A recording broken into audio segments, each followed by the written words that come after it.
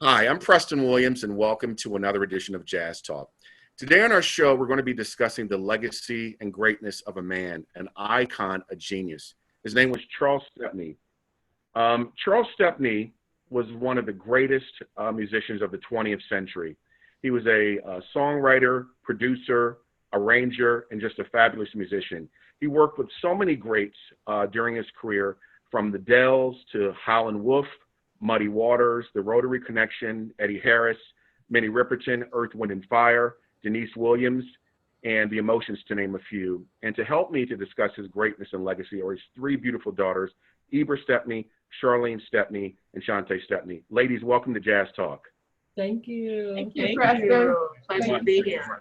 You know, as I just opened with the show, your dad is, every time his name comes up, it's just with reverence. You know, people speak about him and just how great he was.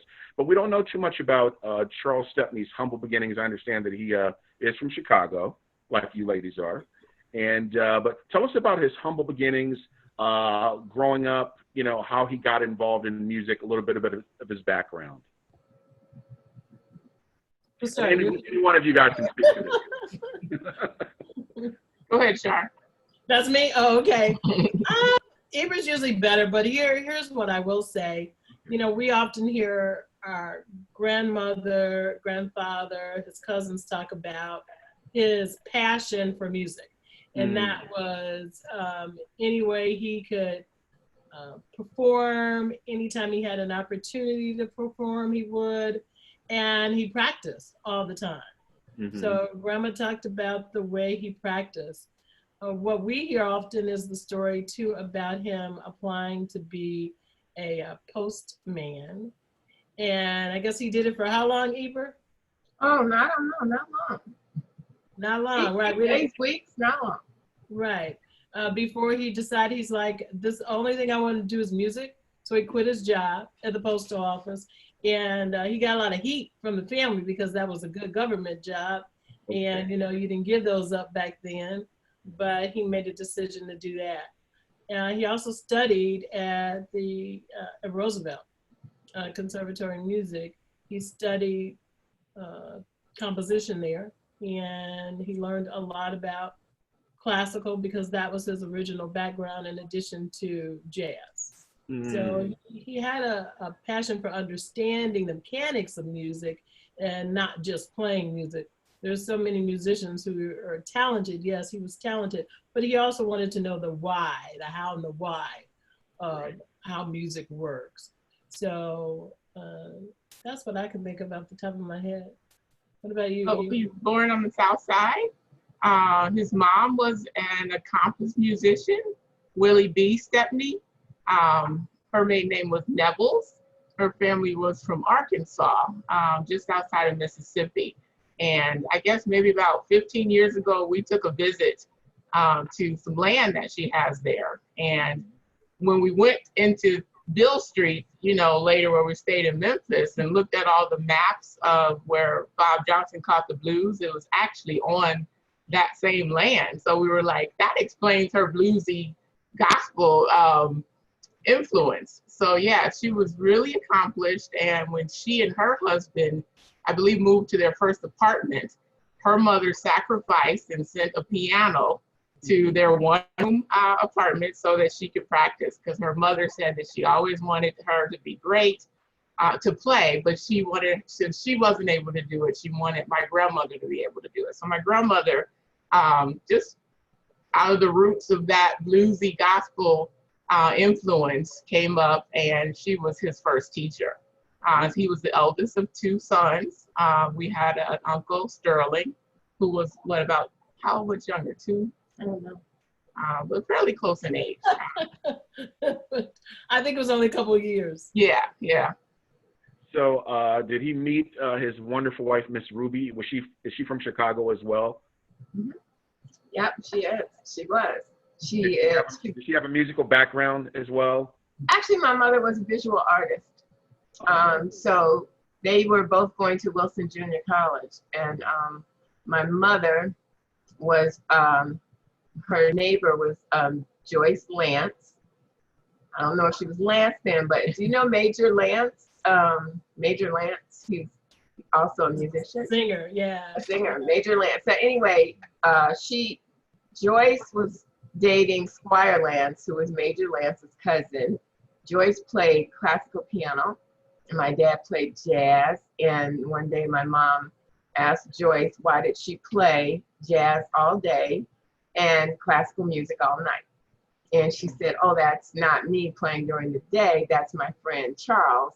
He uses my piano to practice during the day.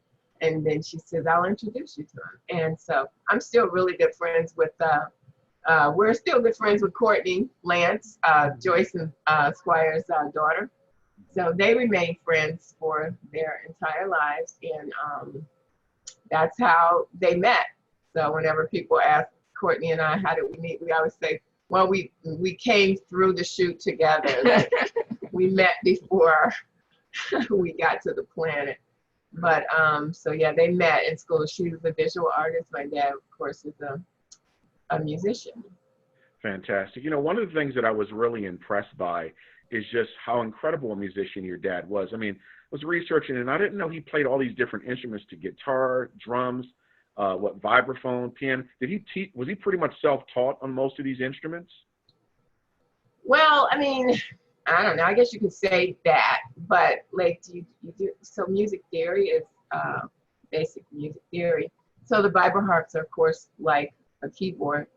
And now he did teach himself the guitar. He did teach himself the drums. I know, because he tried to teach me the drums, and my mom wouldn't have it. She let me play for a week, and she said, this has got to go. So my father took the drums and played them in the basement, but he was teaching me. So I guess you could say that. But you know, his music theory, his knowledge was extensive. So one of the stories about how he, when he was young, he wanted to go to Juilliard. His parents couldn't afford to send him, and my grandmother said that he would bag groceries, and he saved up all his money and bought all the books that he would have been able to study from. He bought the Juilliard curriculum books, and he studied those books. So even though he went to, you know, a local junior college, he studied the books from Juilliard, because that's really where he wanted to go. So his knowledge was extensive. He studied the physics of music. So I don't know, like for him to play another instrument was just a matter of the practice technique, not so much of understanding music and theory, but, you know, becoming friends with the instrument more so, right? Yeah.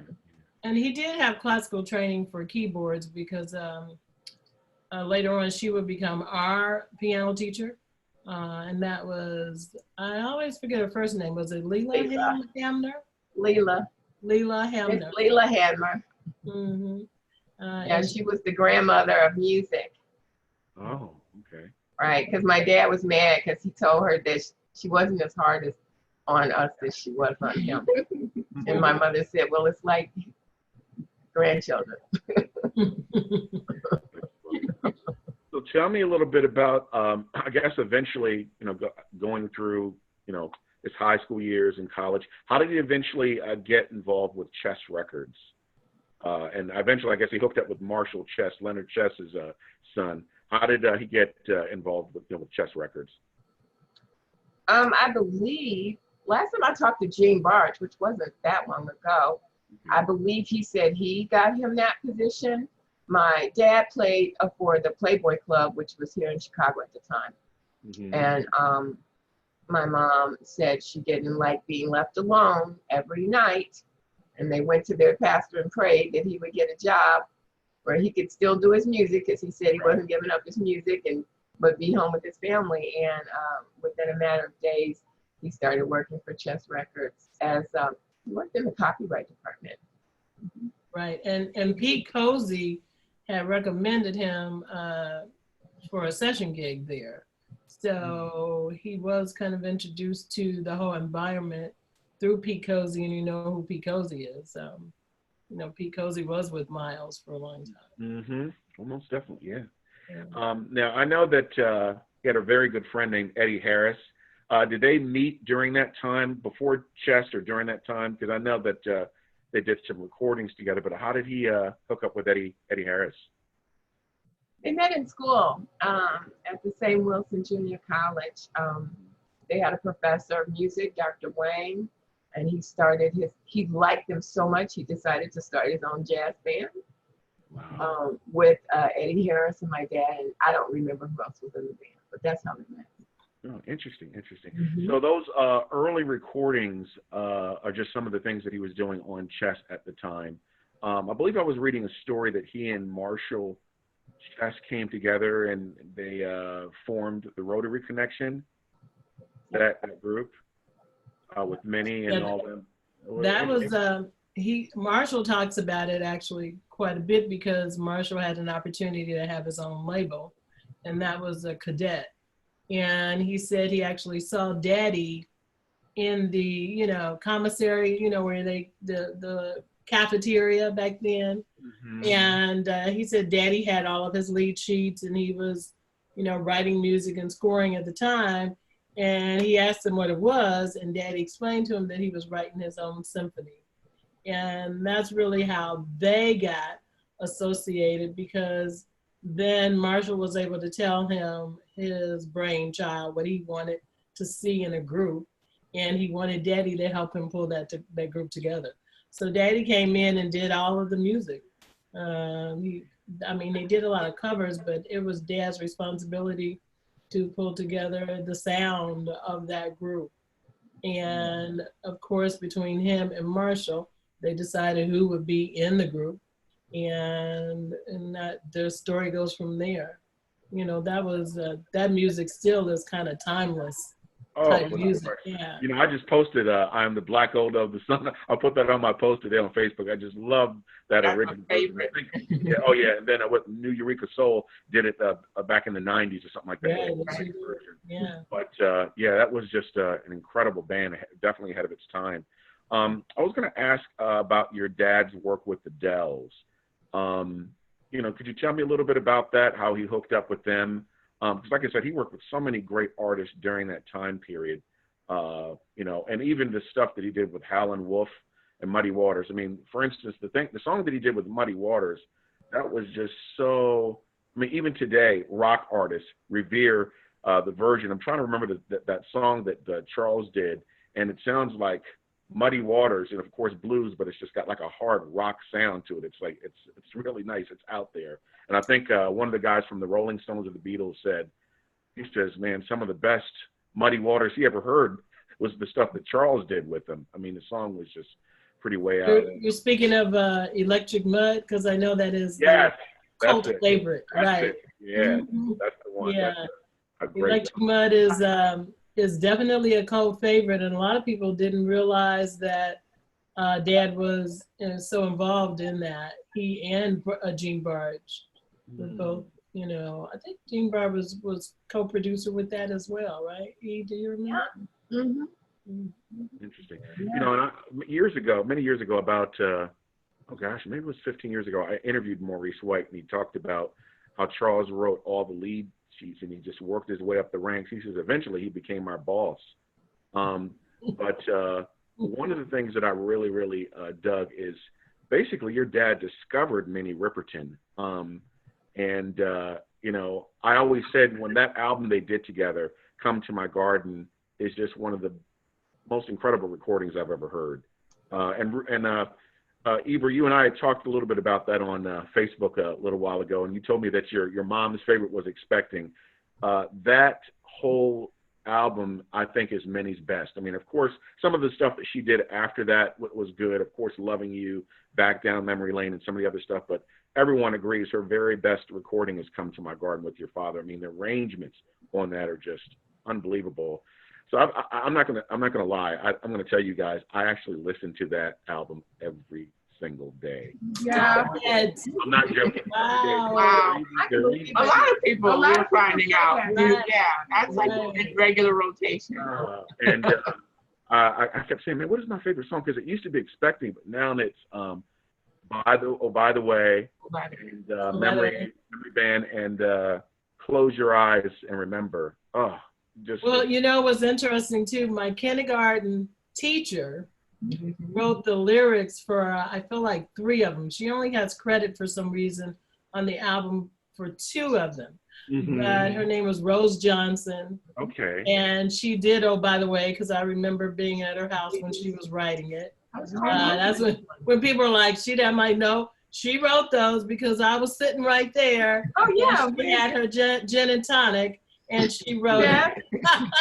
It was very exciting for her, yeah. Yeah, She it lived was. around the corner. Yeah, Aunt Rose. right. Beautiful lyricist, and I know you've heard that they finished all of that in 3 days. Oh yeah, yeah. I was researching that. That was amazing, and I believe Minnie's husband Richard wrote a few songs on there. But just the arrangements are just blows my mind. I'm sitting there listening to this. I'm like, wow, what was going on in Charles' mind? It's just so beautiful. Her voice with his arrangements just made some of the most beautiful music, and a lot of people actually are discovering that recording almost 50 years after it was. Yeah, I know. You know. Yeah, that Microsoft album seemed to give it a boost. I mean, the Microsoft commercial gave it a boost, and then it was on what was the movie? The scary Peele, Jordan Peele. Oh my God. Us. Us. I'm like, oh my gosh, I can remember. It was a big deal. Us, right. It was a big deal. But I mean, the song, the album to me, even then, was timeless. And I don't think we understood because Daddy wrote like that all the time. I mean, it seems like his mind was always moving like that. And we ran into this issue, and Eva can definitely back me up. We just thought all musicians work like that. So we thought all musicians thought like that, worked like that, wrote like that, because we knew he was a musician. But after we got out and saw other people, we're like, oh, I guess they don't all perform at that level. It's okay, but you know, it was confusing for us. So, No, please continue. So, my father was really good friends with Minnie's older brother. His name was Rip. He played a saxophone, and so he's pretty well known here in Chicago. And he passed away.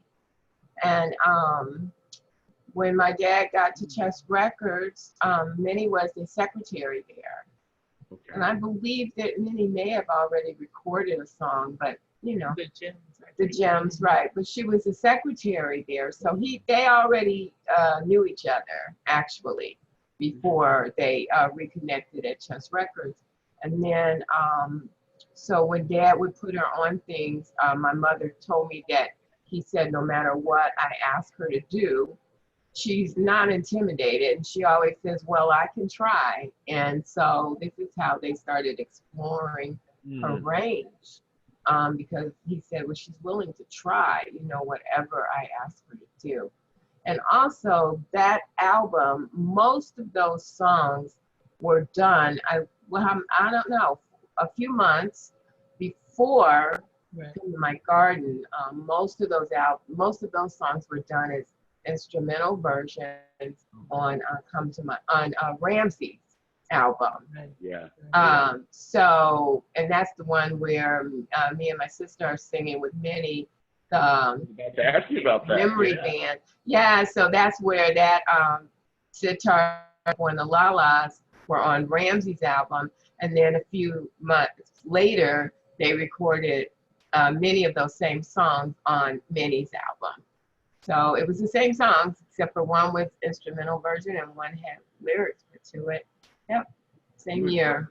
You and Charlene must have been, 6 or 7 years old when you guys were. When I was listening to that the other day, and I didn't know. I was asking, and then Shantae told me, she said, those are my sisters. Then my friend, who you guys probably know, Henry Soleil Brewer, he couldn't believe it. He said, that's y'all singing? All right, Soleil did say I thought he knew, right? Yeah. Now, you know, one of the things that I was We got our first talent residual check. I don't know. Did you? Actually, I think you're thinking about, we did McDonald's commercial. We did McDonald's? All I remember is I still had the stub for a long time. Wow. You know, one of the things that I read that Minnie said in regard to her and your father, when they did come to my garden, she wanted to get a Burt Bacharach, Dionne Warwick type feel for that album. That's what they were going for. Oh, Yeah, okay. I was reading about that, but better than anything I've heard by Burt Bacharach and Dionne Warwick. Yeah. I think, so I do think, well, now I know that Burt Bacharach did, oh no, he wrote my dad a letter, not about the Come to My Garden, about the Dells. So my dad did do the Dell Sings Dionne Warwick. And Stevie wrote my dad a letter about Minnie Riperton and Come to My Garden because he loved it so much and played it all day like you did.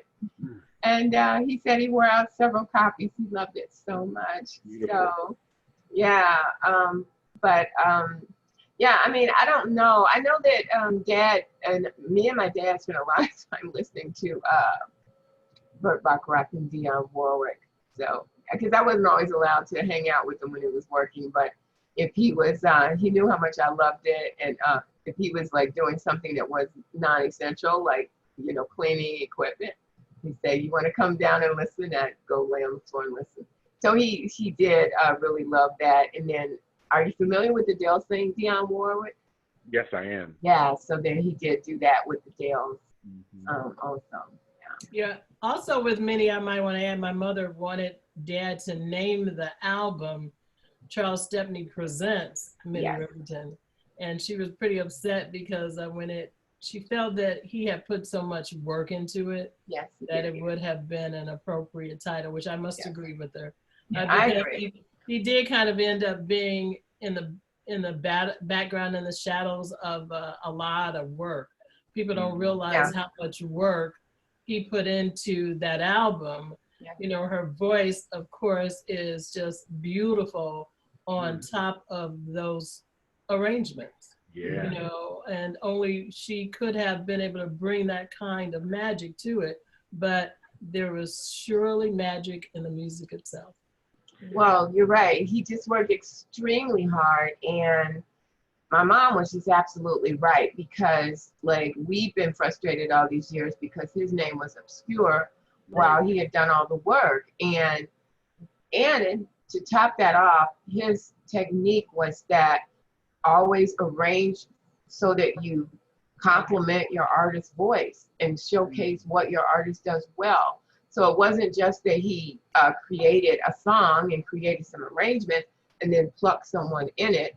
No, it had been arranged just so that it could, you know, showcase and highlight every artist that he worked with. And that's why you see, like, you get his feel from artist to artist, but like you do always see that the artist is outstanding. And, you know, my mother, she, you know, my dad did listen to her a lot, in all fairness, but just maybe not quite enough. Because that, you know, it's been very difficult for us as a family to promote his, you know, his notoriety and, you know, to really, it's just more difficult when people don't know who you are. And like after that, you notice Quincy Jones and subsequent producers are very well known. Every time I hear Dark Child or another one, DJ Khaled, you know, it's just they're really integral and making sure they're in there. You know what I mean? And it's like, wow, Daddy had only done that, and she did so much. I mean, countless hours. Not to mention, you know, he was a performing artist himself, right? Before he started doing this, he was a performing artist. So not to mention his education and you know, his performing artist skills, but the care that he gave to all of his artists to make sure that what he was doing was not just Charles Stepney, but also showcasing your artist. And that's why all of his pieces have such classical, lasting effects. Because, you know, so much care and thought went into them. And when everyone went home, my dad was up till 3 or 4 in the morning or 2 in the morning and back up at 5, I know, because he would wake me up at 5. So, you know, just working so hard and not getting any credit for everything that he did. And I think people would just And, you know, nothing was digital then, right? So everything was, you know, and every note, you know, he wrote every note. So, yeah, we just wish that he could get more, you know, recognition for, you know, what he's done. This is genius. Could your dad sing at all? Did he sing a little bit? Not Sing even a little bit. Not even a little bit. We have a track of him doing doop, doop, doop on the song. Yeah, hilarious. No, he was not a singer.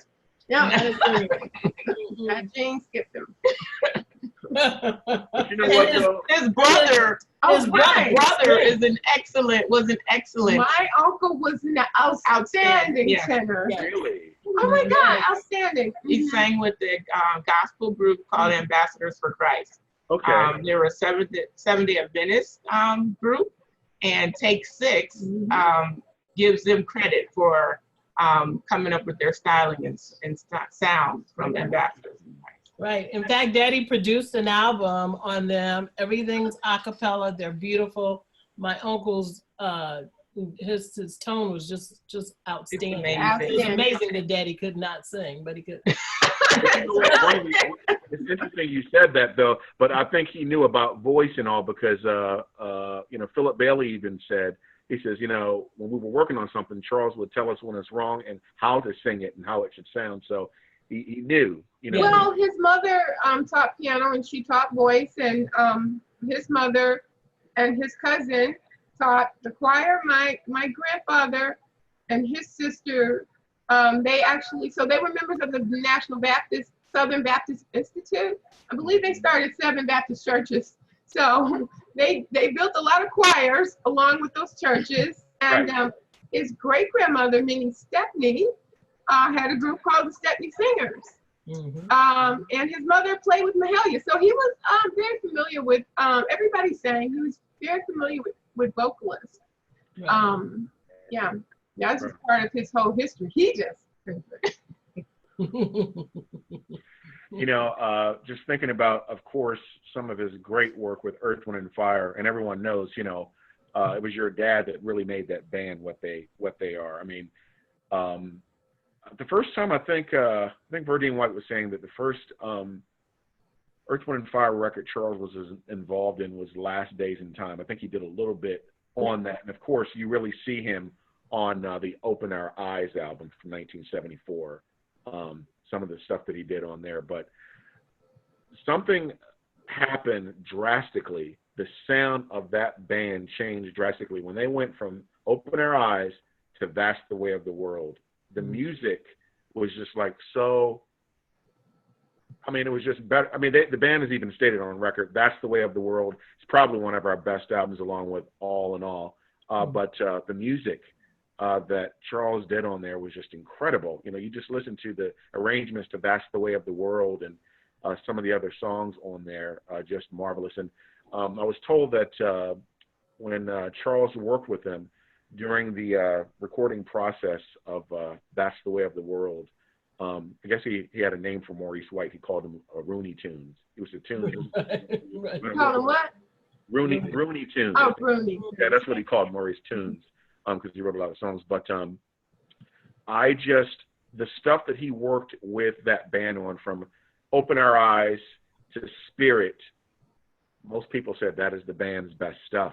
And after, you know, your father passed, their music changed. It became more pop sounding, and just, and of course, Charles took them to the next level. It was just incredible. And I wanted to ask you guys, did you get a chance to be around the band in the early days? I'm sure everyone came by your house.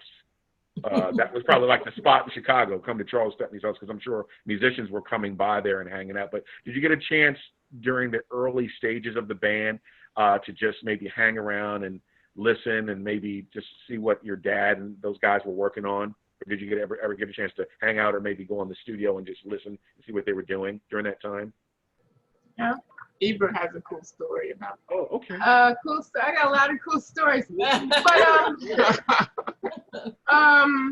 actually, at one point, Ramsey And my dad and Maurice literally all lived, was it a block from each other? Yeah, yeah. So when About 3 blocks, it was Ramsey, then us, it was and then Ramsey and us, and Maurice, then right. Maurice, right? And so when they were in town, it was really wild because there was a lot of traffic going from Ramsey's house to our house to Maurice's house and back, and then lots of not a lot of fans, but you know, some people would find out and they would hang out. But it was kind of wild because it was almost like sort of like a block club party. Like it was just a steady flow of traffic going back and forth and back and forth. Wow. So in Jackson Park, in Chicago on the east side. So that was interesting. What's the story, Charles? Oh, about how so concert. What story? So I didn't know like who Earth, Wind & Fire was, and I wanted to go see the Jacksons, and my dad wouldn't let us go. Me and my sister actually got mobbed at a Jacksons concert. We got trampled and mobbed, and so my dad was like, no more going to see the Jacksons. And a friend said, oh, I'll take them. And Kitty Haywood, she took me and my cousin to see the Jacksons, and Earth, Wind & Fire opened for the Jacksons. And they were so good. So when I got home, my dad was like, how did you like the concert? I was like, oh my God, this was so great. There's this band called Earth, Wind & Fire.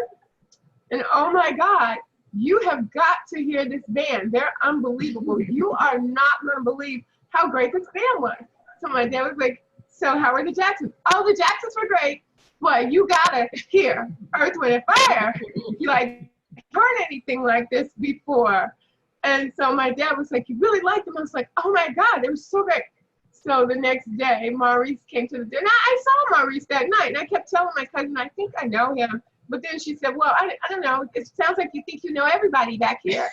So I said, well, it does kind of seem that way, right? But I mean, I was young, so I probably did know them because they were my dad's friends. But, you know, it just wasn't ringing a bell for me. So the next day, Maurice comes to the door.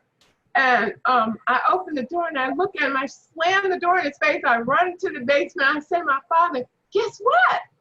That band I told you about? Yeah, that man is at the front door. And my dad was like, did you let him in? Oh, no, I totally didn't let him in. So, but it was, I think that's the story, right? So it was funny, but because Charlene and I had even been on their album cover, I think, but you know, I had Last Days and Times. It was a favorite song, but I don't know. I didn't put two and two together, but my dad was really excited because I was kind of young. They were doing a college set, and I was kind of young for, you know, that particular music. I was still listening to the Jacksons song. So they were very excited that I liked it. And you know, we didn't really have an opportunity to hear them in studio, but we did see them a lot. You know what I mean? So we didn't necessarily hear sessions when it came to Earth, Wind & Fire, but we did just see them a lot if they were in the basement, because by the time they moved over to Jackson Park Highlands, Daddy had built a whole new studio, you know, a regular type. Yeah, they were famous. Yeah, by that time. And so they would be there. And then whenever we were in California, because Larry was the keyboard player, Dad spent a lot of time with Larry. So we lived with Larry and, you know, his wife. That was just kind of our second home. We hung out with them, and, you know, so we knew them well. We knew Philip. We would see Philip every now and again, but most of our time was spent with him. And then his brother, Monty, who just passed away. Yeah. Monty was just like, we couldn't wait to get to California, like to be with Monty, because Monty was going to take care of us.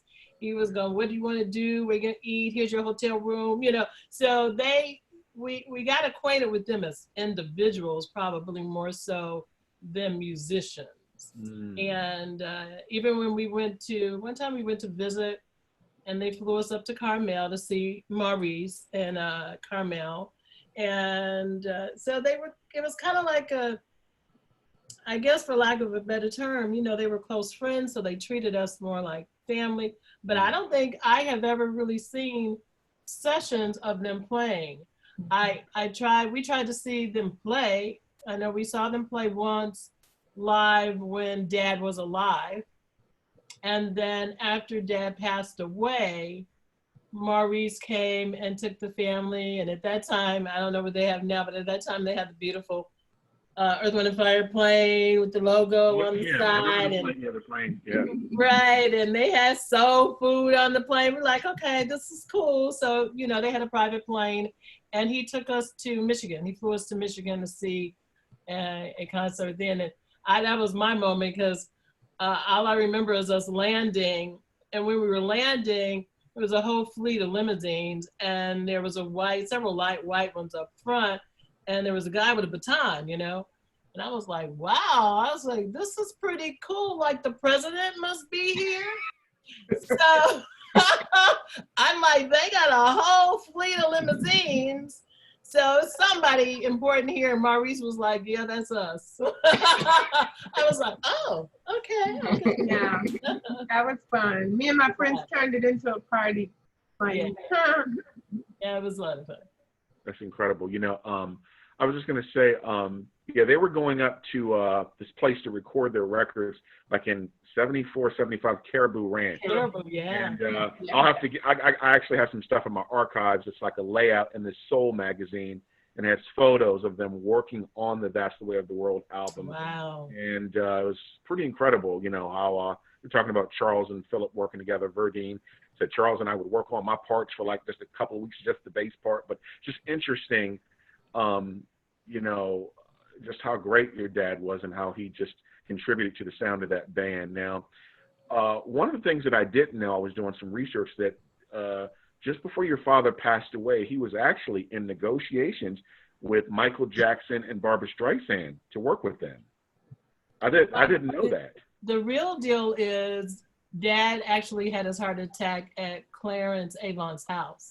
Oh. So, you know, it's funny. I was talking to a guy yesterday. I'm like, I would ask people all the time, do you know who Clarence Avon is? Because that's where Dad was. You know, and Mom said they used to call him, I think, the Black Moses back then, and Black Godfather. You know, he has so many big names.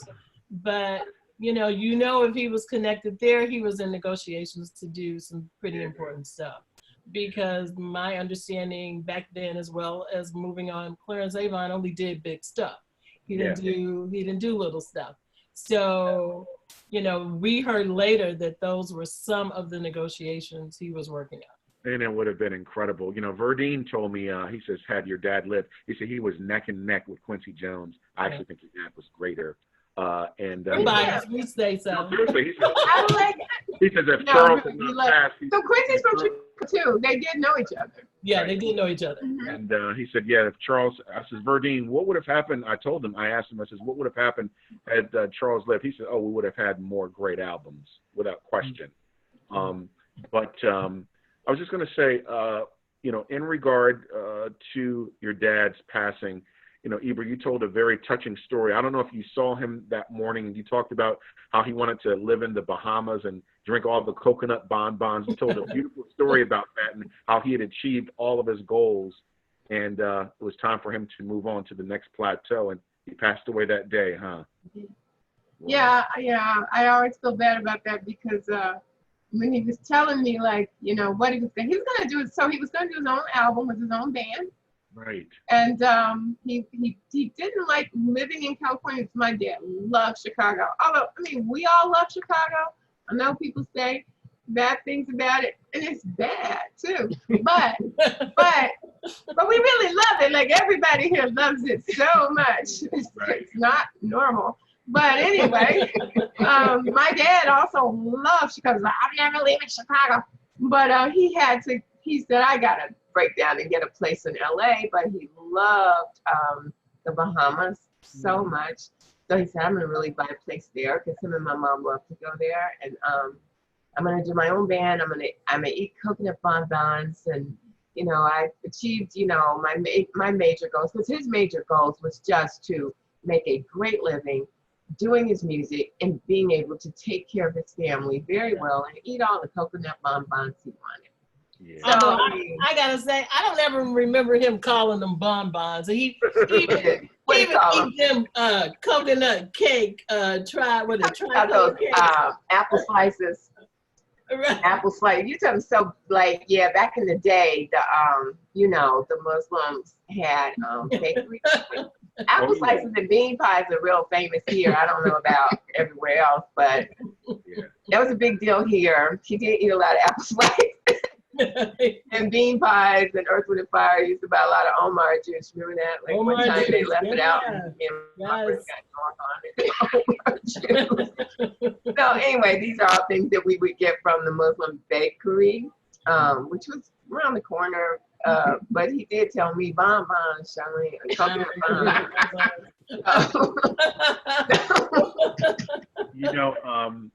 Wonderful story.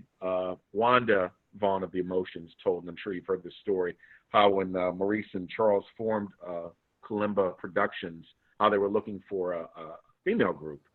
And Wanda tells the story how Maurice and Charles, or Wanda's at Charles Stepney's place, and she plays some songs for him, and they were just blown away. She's like, Charles was like, whoa. And I guess that really catapulted their career once the Emotions started working with Maurice and Charles. I mean, boom. Because the first album, I believe, was Flowers that they did with them, which was amazing.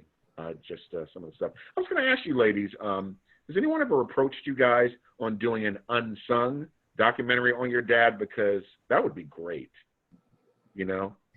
So unsung, after they kept calling us for everybody else's because several people would mention Dad, so they kept calling us for the photo. Right. So finally, of course it came up, but they seem to be more artist focused because we would love to do that, but they didn't seem interested in doing it for producer. Yeah. Unsung, your dad is a genius, and just so many artists that he worked with and actually help their career. I mean, that would be a perfect show on Charles Stepney. We'd like a Netflix deal, so if anybody out there is interested, we're very much open to that. One thing too I wanted to say, Preston, we got good music. He does not get a lot of notoriety for it, but he should. And on the business side, I love it because it gave Daddy a lot more control over his decision making, and that was his ability to work on commercials. Dad was a phenomenal jingle producer. Dad did Afro Sheen's One to Wazuri, use that. Very popular. He also did, he was the first African American to do a national spot for McDonald's. He has Clio Awards. He was the key, when he passed away, the key jingle house producer for Tom Burrell. And Tom has always given him due credit, as well as made sure he got his money. You know what I mean? He knew how to work easily with that. And by the time Earth, Wind, and Fire came, which was cool, which I don't ever remember Daddy really being thirsty for anything, but he was able to make wise decisions about how he handled his business. It was unfortunate for us that we didn't have a lot of opportunity to discuss it, because we did, it took us years to find out what he had done to protect himself. Right. But, that his impact in music, and there was a gentleman who passed away not too long ago, Butch Stewart, that, always talked about Dad and how impressive he was and impactful he was in jingle music, especially for black people. And Reasons was a jingle. Yeah. Get out of here. Really? Yes. A rejected jingle. A rejected jingle. Right. Yeah, right. And it was a song with Kitty Haywood and the Haywood Singers. And it's the part that nobody sings on in Earth, Wind, and Fire.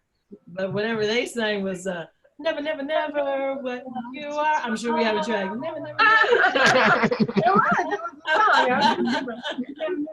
was a right. So it went on to be Reasons, but a lot of people don't know it had a prehistory. one thing that I did not know, because like I said, I know your dad was classically trained, schooled in gospel, jazz, and Maurice told me when I interviewed him. Now, I'm Eber, you're pretty much, I don't know which one of you guys is schooled in jazz music, but one thing that I didn't know that I was surprised, Maurice told me that Charles was a student of pianist Bud Powell. Bud Powell, like Thelonious Monk, Bud Powell's the most influential pianist in jazz history. Right. And I asked him about that. He said, yeah, Charles studied him. But I was like, wow, I didn't know that. But I was going to... Our cousin says he listened to him. He would wake up in the morning and listen to Bud Powell. Wow. Yeah. He studied a lot of people. Yeah. You got... One day he told me, I was performing a song. This really pissed me off. I was 15, and I was performing a song, and I said, what do you think? He gave him my performance, and he said, Miles Davis said, I said, what? What? I said, wait. I just, singing a song. Like, don't talk to me about Miles Davis. I was offended. I'm offended to this day.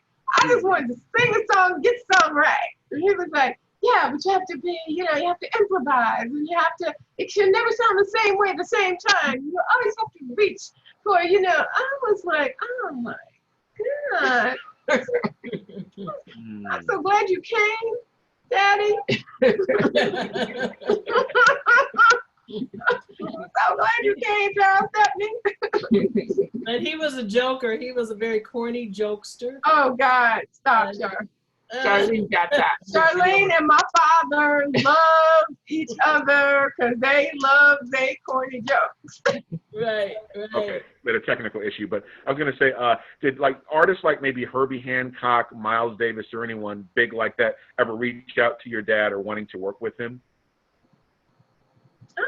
I don't think so. I know that he knew. Well, he told me he knew Herbie Hancock because I was listening to Herbie Hancock, and I said, do you know him? He said, yeah. Yeah, I know your dad like the maiden voice. Is he your age? Are you the same age? And he got really mad. Yeah, we're the same age. You know Herbie Hancock? Have you seen him? Oh, you asking me? Yeah. Oh, yeah, I've met Herbie Hancock many times. Have you seen him? He looks ridiculously young. You know why, don't you? Because the brother gets facelifts and does stuff with his hair. That's why it's completely black. Yeah, they did. Yeah, trust me. I'm gonna need my people to call his people. But yeah, Herbie's great. I know your dad liked the Maiden Voyage album too. Now, I wanted to ask you guys. I guess maybe about 7. We lost your audio. Everybody froze. We can't hear you. We can't hear you. No, can't hear you. You guys are funny. Oh, there we go. Yeah, technical Sign language. I was going to say, do you think we'll see anything in the future, ladies, as far as a documentary on your father? Anything in the works? Char? Char.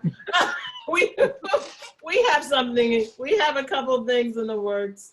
Oh, we are working right now with Miss Solange Knowles, and we're hoping to see some really cool things happen. I saw a photo with you guys on Facebook, all of you guys together recently with Solange. I saw that. Sweetie. We love her. I look at all your posts all the time. That's exclusive first time information. Yeah, that's don't be calling me and Matisla. But no, we are looking for some really good things to happen with that.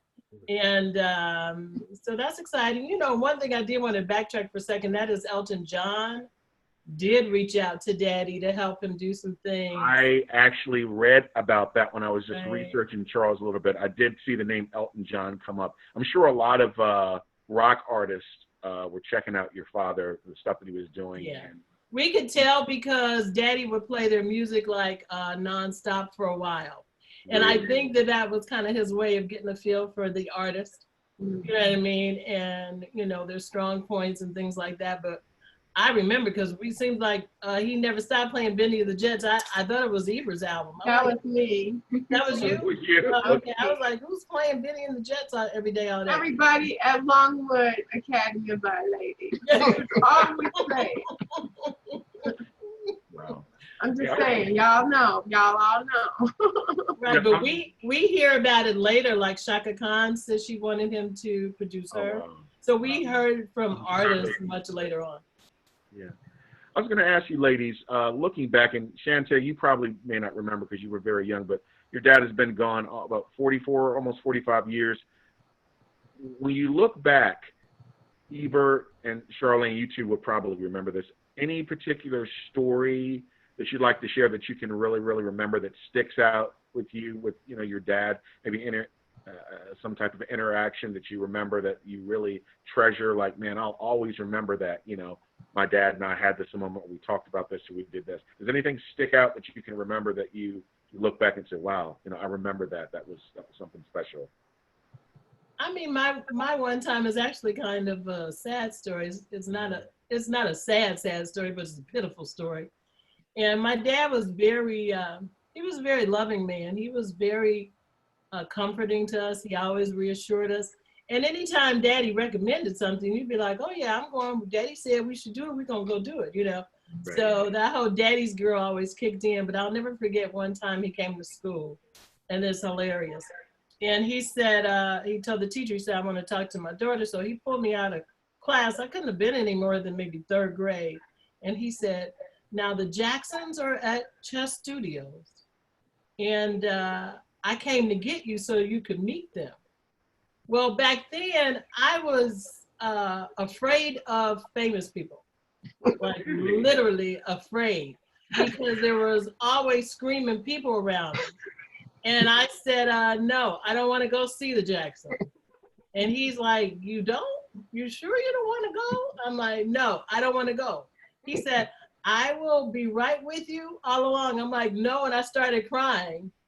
And then he said, okay, and he let me go back in the class. And to this day, I'm like, I can't believe I missed that opportunity. Wow. But I thought it was pretty cool that 1, he came to get me, and 2, he respected where I was at that time. Mm-hmm. And he didn't try to push me into anything. And that was his energy. He was like, when you're ready, I got you. And I thought that was who he was for everybody. Mm. Yeah. Great story. Yeah, not my favorite story, but to piggyback off of that story, I was with relatives. It's my favorite place to be, with my family. And I stayed a little longer than I was supposed to. So I missed the Jacksons.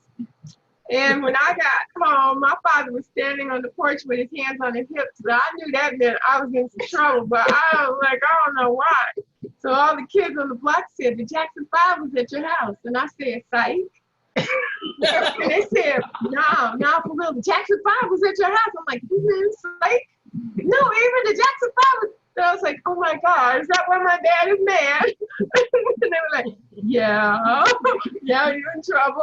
And I was like, oh my God. And like, you know, I just trying to do something nice, right?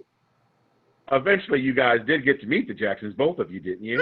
I never met the Jacksons. I stayed at a friend's house, and she used to say, here's Michael driving up and down the street. I'm like, really? No, never met him. Amazing. Well, so I don't remember my dad, Preston, but you were 2, right, when he passed away? Yeah, I was 2. But there's a wonderful gift that we have that is just one of my favorite memories, and that's an audio letter. It's called Letter to Evelyn, and it is actually the entire family singing and talking to a family friend, Evelyn, who was stationed in Germany at the time. And I think it was in 1973, because they mentioned adopting a boy. And then, you know, I came along, you know, shortly after that. But it's just a great account of me being able to hear my father in the studio interacting with my family. My sisters, my mom, and his parents are all on it. and they're actually singing to which album, the tracks from an album that he was working on, which is amazing.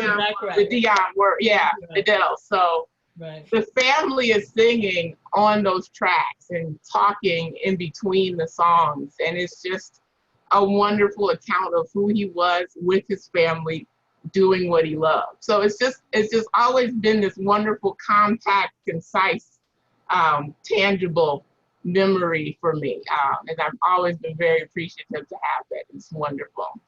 Yeah. Beautiful story.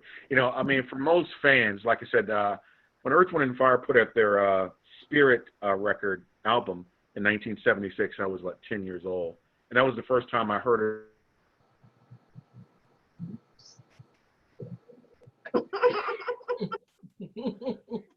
Is the reality?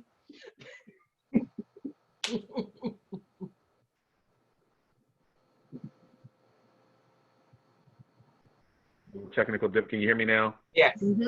Technical difficulties. I don't know why that happens. But I was just saying, yeah, with that 1976 record, Spirit, that was the first time I ever heard of Charles Stepney. And it was, you know, years later, I just kept hearing and seeing his name. And then I discovered, oh, he did this, he wrote this, he arranged this. And I was just so impressed. And I'm like, how come there's no documentary or much information on this man? And then, you know, you go to Wikipedia or different sources and just read up of all the artists that he worked with and what he was involved in. And there's a little thing on YouTube, and I think they're interviewing some of his friends. I think Marshall Chess is on there too, and everyone who speaks about your dad is always in reverence. You know, it's not like, oh, Charles was a real good musician. It's almost like Charles is God. You know, I mean, how great he is, and it's just everybody's like, you know, he's just from reading up on him, your father was one of the most prolific musicians to ever live. I don't hear anyone arranging like him, not even Quincy Jones. And Quincy, if you hear this or see this interview, sorry, it's the truth. But no, Charles was a genius. But listen, I wanted to thank you ladies for being on the show today. Love all three of you. Thanks for doing this.